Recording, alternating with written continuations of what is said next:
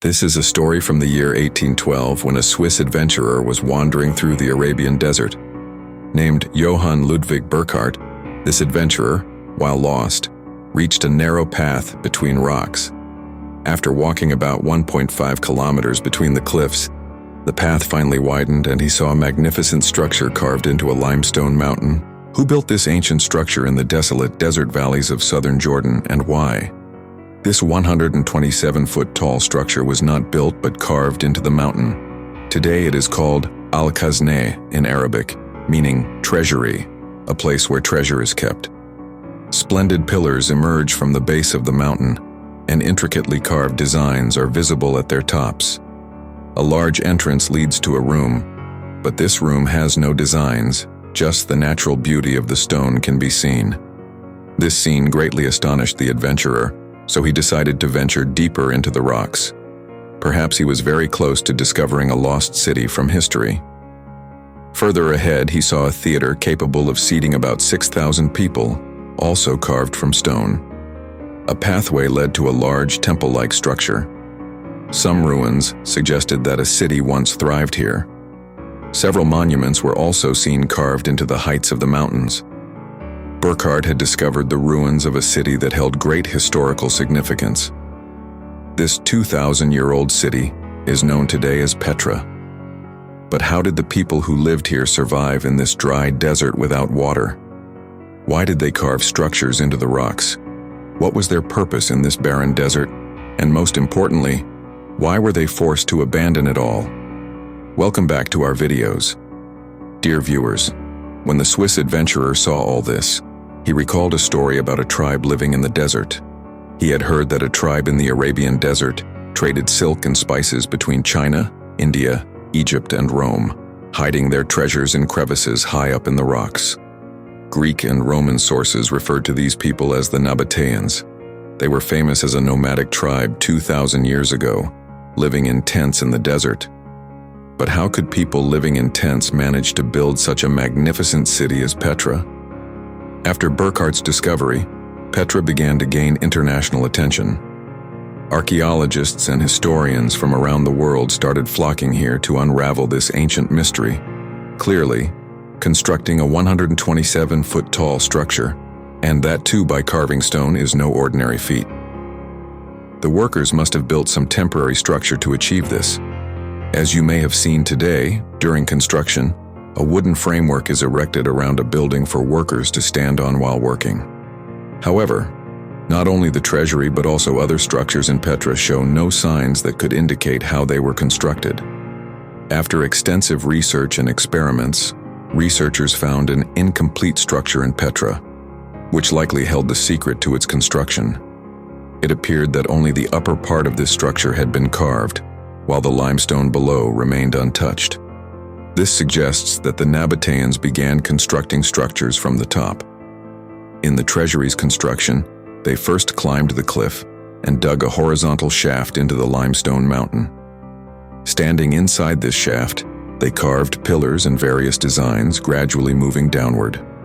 By the time the upper half of the structure was complete, so much stone debris had accumulated below that it formed a slope, making it easier to climb and complete the remaining half of the structure. This construction method has not been seen anywhere else among ancient sites worldwide. Researchers got a clue about this technique when they recreated a structure identical to Petra's in America. The Nabateans left very little writing in Petra. Only a few places had inscriptions in the Aramaic script, a language used in the Middle East during Jesus' time. One inscription stated that this tomb was very sacred, and nothing inside it should ever be altered or removed. However, the chamber with this inscription contained nothing but a few shelves. Based on their size, it was estimated that these shelves were used to hold dead bodies. This place was actually a burial chamber. Over 800 such chambers have been discovered in Petra's rocks. Initially, it was thought that this city might have been a cemetery, but later, researchers found evidence suggesting the presence of living people here. By estimating the size of the living areas, it was determined that during Petra's golden period, 20,000 to 30,000 people lived here. But a city of 30,000 people in a barren desert, where did they get water from? A clue lies in a structure in Petra called the Great Temple. Some holes were found on its floor, suggesting that water might have passed beneath it. When experts scanned the area with ground-penetrating radar, GPR, an important clue emerged.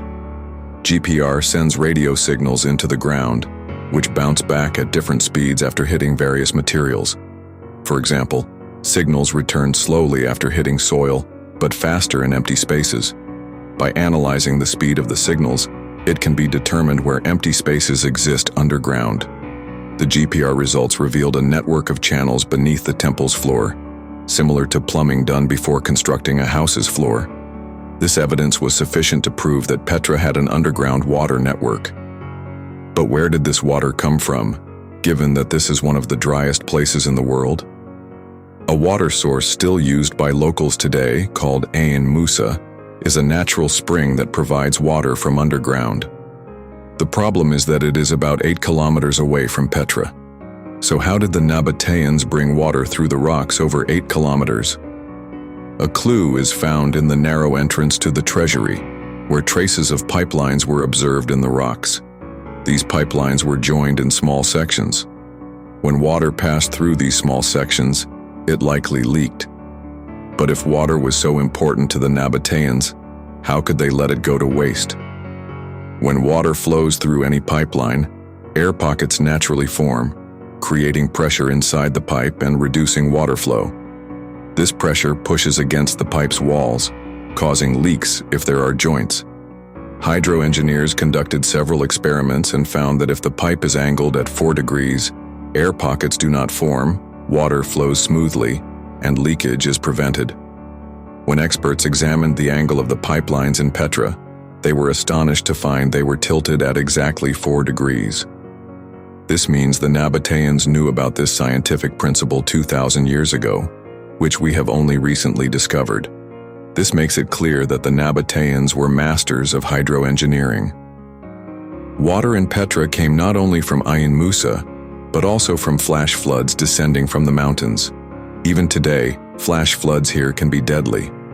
To protect against them, ancient dams were built at various locations in Petra. Researchers have found about 5 ancient dams, some of whose walls remain preserved after 2,000 years. These dams not only stored water, but also protected the city from flood devastation. So far, we know that the Nabateans who settled in Petra traded with China, India, Egypt, and Rome. Their skill in carving stone structures is unmatched anywhere else in the world. Their engineers managed to supply water to Petra in the desert. But the main question remains, why did this city become deserted? Why were the 30,000 people who lived here forced to abandon their city? Ancient records indicate that a devastating earthquake struck in the year 363. Debris from broken structures in Petra suggests it was caused by an earthquake. Perhaps this earthquake caused many of Petra's structures and dams to collapse. Afterward, the water that was the city's lifeline became its downfall. Flash floods swept away the entire city, and the remaining infrastructure, built over centuries by the Nabateans, turned into ruins. There was no longer water or any system left. Traders changed their routes, and the city's people gradually moved to other cities. Petra was designated a UNESCO World Heritage Site in 1985. If you've seen Indiana Jones and the Last Crusade, the Temple of the Holy Grail is actually Petra's Al-Khazna. We hope you'll like and share this video as well. Thank you so much for your love-filled comments. See you in the next exciting video.